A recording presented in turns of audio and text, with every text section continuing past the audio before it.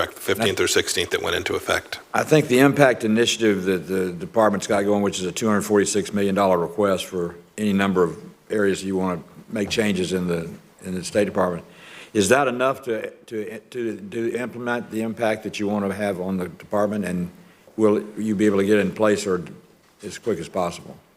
That's the right question, Senator. I don't know the answer to that. There are pieces of that initiative that are incredibly worthy and will have a high ROI that'll get us a good return for sure. I haven't had a chance to dig into it enough to know if we've hit the mark on the number or if there's additional resources needed.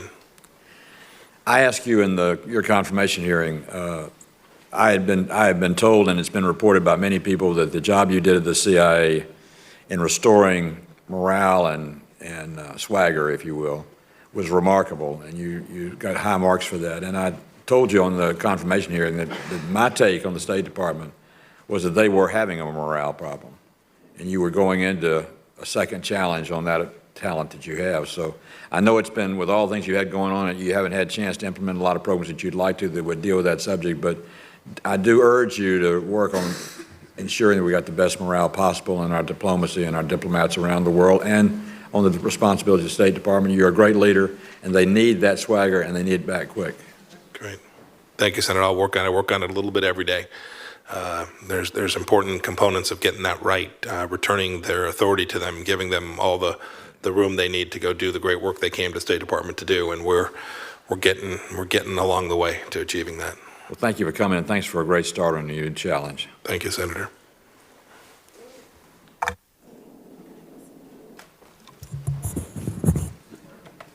We're taking over. It's good to be with you. Senator Markey. Thank you, Mr. Chairman. Mr. Secretary, were you involved in the drafting of this letter? Yes. Then maybe you can help me answer some questions about it. The President wrote, quote, "Based on the tremendous anger and open hostility displayed in North Korea's most recent statement, I feel it is inappropriate at this time to have this long-planned meeting."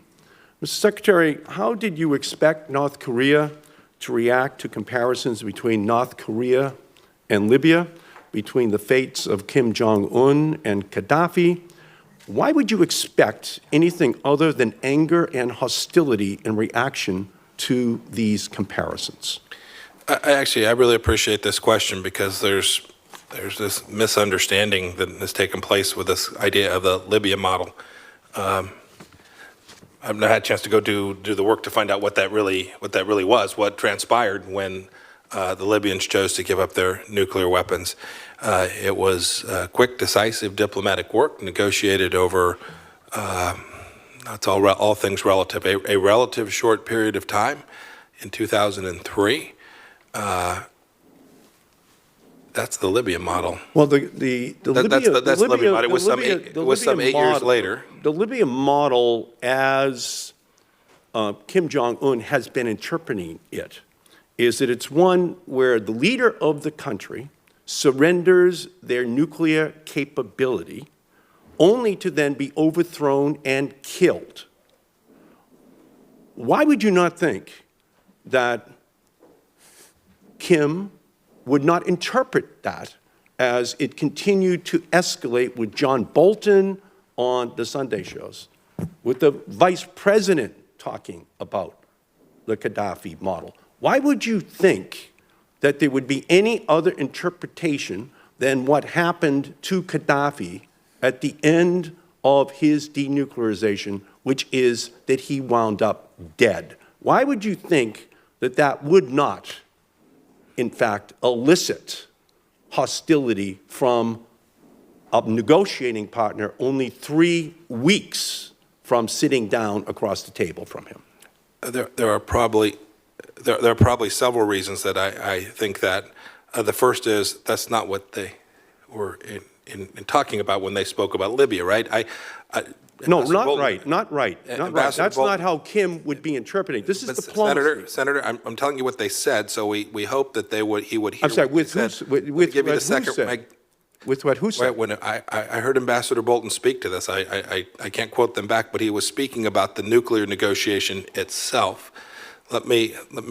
No, what John Bolton said, Bolton said, I'll quote to you what he said. Here's what John Bolton said. He said, we have very much in mind the Libya model of 2003, 2004. That's what he said. Yes. Now, how exactly. That's my point. Do you recall when Gaddafi was killed? I think perhaps Donald Trump is the only person in America who would not be interpreting that to mean that at the end of the story, the leader of that country dies. So why would President Trump think that that was a good model to be used? I actually think you made my point, Senator. What's that? 2003 and 2004. Gaddafi survived long after 2004. Right. Right. And Senator and Ambassador Bolton spoke to 2003 and 2004. Let me give you the second reason I think. No. The model is he gives up the weapons in 2003 and 2004, and then he ultimately gets killed. Okay? That's what we are saying went by using the Gaddafi model. Why would that be a good way of having a conversation with someone who we're asking to engage in denuclearization? I don't understand what you're talking about. We clearly are having a difficulty in communicating this morning, Senator, because I'm doing my best to articulate, and I'm clearly incapable of communicating to you adequately. I apologize. I think you are. I think you're trying to divide this Gaddafi question into a negotiation in 2003 and 2004 to give up the nuclear weapons, and then what happened to him subsequently, as though it's two separate storylines. Well, in the mind of Kim, it will not be two separate storylines. It will be the Gaddafi story as it's understood by, I think, everyone but this White House, that winds up with him dead. So why are we not understanding that that's the story of Libya from 2003 and 4 on to the day he gets killed? You'll recall that's not what Senator Bolton said. He talked about specifically, if you quoted it correctly, I don't have it, you've got it written down. Yeah. He spoke specifically to 2003 and 4. But let me give you one more reason that Chairman Kim should understand it differently. He and I spoke about what assurances were going to be provided to him. These were assurances that would clearly have to be capable in the same way that we're demanding a permanent, irreversible denuclearization, verifiable denuclearization. In that same way, we have to provide him assurances that extend beyond the end of the negotiations as well. And so we had exactly, we had a discussion exactly in this vein. It is the case that we're going to have to make commitments that will extend well beyond that. So there's a second reason. Did you agree that using the Gaddafi model was a good way to incentivize Kim to denuclearize? Did you agree with that decision? Senator, I didn't make that decision. No, I'm asking you, did you agree with the decision to use the Gaddafi model as a way to get him to denuclearize? Senator, I think I don't want to speak for, I've tried. Well, you're our chief diplomat, Mr. Secretary. Did you agree with that approach? Senator, I've given you my approach. You're trying to characterize what Ambassador Bolton said. We clearly have a disagreement about how. And Vice President Pence said he made reference to Gaddafi as well. Does insulting, Mr. Secretary, our negotiating partner now pass for American diplomacy? Senator, we've done everything we can to get us closer than America has been under previous administration to achieving a really good outcome. We are determined to continue to work down that path. Right. Well, do you think moving from fire and fury to let's talk, and then in this letter, moving to you talk about your nuclear capabilities, but ours are so massive and powerful that I pray to God that we will never have to use them. That's talking about using nuclear weapons again, as we were 3 weeks from sitting down with them, based upon a response to our use of Gaddafi as a model for denuclearization of the country. So we should be negotiating peace, Mr. Secretary, but you seem to want to negotiate war. You seem to be willing to miss this opportunity to defend the Gaddafi approach here before this committee today. And I just think that you've missed an opportunity. You've missed a chance to actually give some confidence to the American people and the world that we are on a pathway towards reaching a negotiated settlement with North Korea. Thank you, Mr. Chairman. Yeah. I'm going to use some of my time here. I will say that one of the reasons I oppose so strongly what the Obama administration did in Libya was exactly the argument you're laying out right now. I think you opposed it too, if I remember correctly. I may be wrong, but to have someone like Gaddafi who gave up their nuclear weapons and then to go kill him, to me, sent exactly the signal that you're laying out right now. So we may be reprocessing his materials. Maybe we're doing it in Tennessee. Right now, he's a dead man, and it sent to me a strong signal that Secretary Pompeo is having to overcome right now to give assurances that in any event he gives up his weapons, the same thing won't happen to him.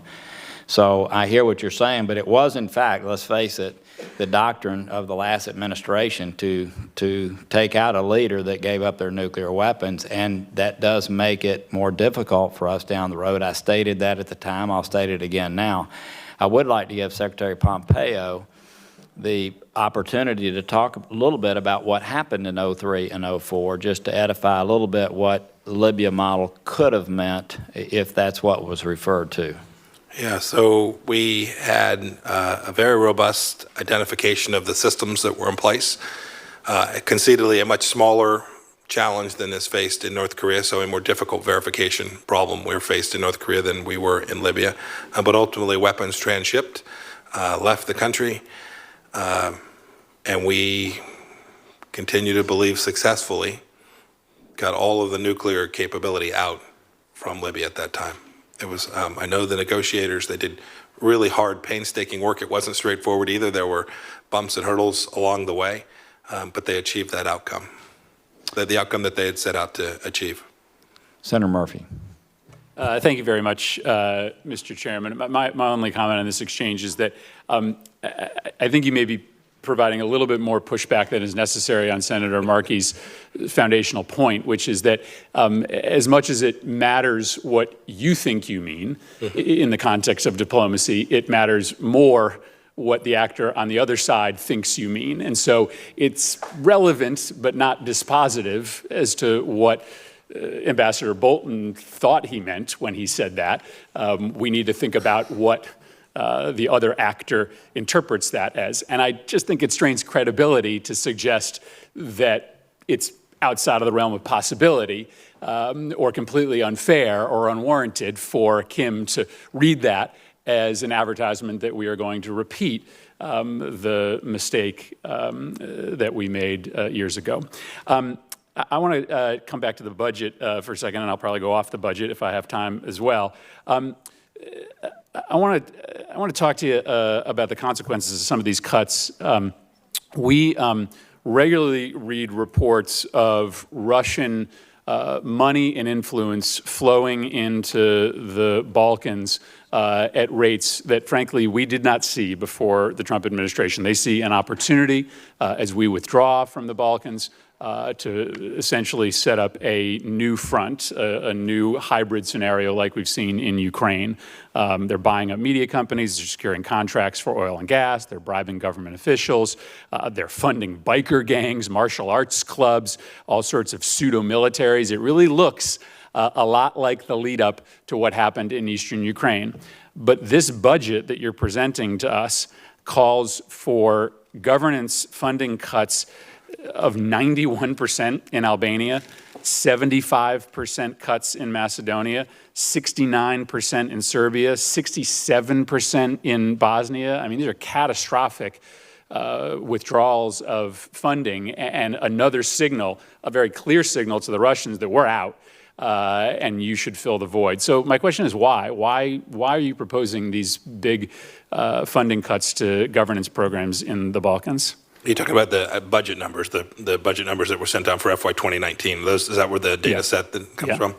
Well, we have a 2-year agreement on what we're going to spend, and I am confident that the Russians can see that we are not, in fact, doing what you described. We're active. I've had, I promise, per capita more than its fair share of time in my first 3 weeks spent on this set of issues. They're very important. I know them well. They're not just State Department issues. There are others involved, too. But I agree with you. The threat there of the Russians continuing to move aggressively is very real and one that we have an obligation to counter. But how can you do that when you're cutting funding for those programs? But we're not going to, Senator. We're going to have the resources we need. But why propose it? Yeah, FY 2020. I wasn't around.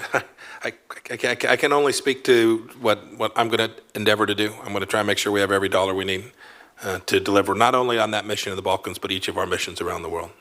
I want to bring you, and I appreciate your verbal commitment to the region. I think if we don't pay some attention to it now, we're going to be really sorry later. I agree. I completely agree. Let me bring you back to Yemen. You've had a couple questions on Yemen. Maybe let me ask the questions Senator Paul might not have gotten to. There is no evidence that we have had any success in changing the trajectory of civilian deaths on the ground. In fact, it's the exact opposite. April was the worst month for civilian deaths inside Yemen. Since we had the debate on the Senate floor, a private residence in Sadr was bombed, killing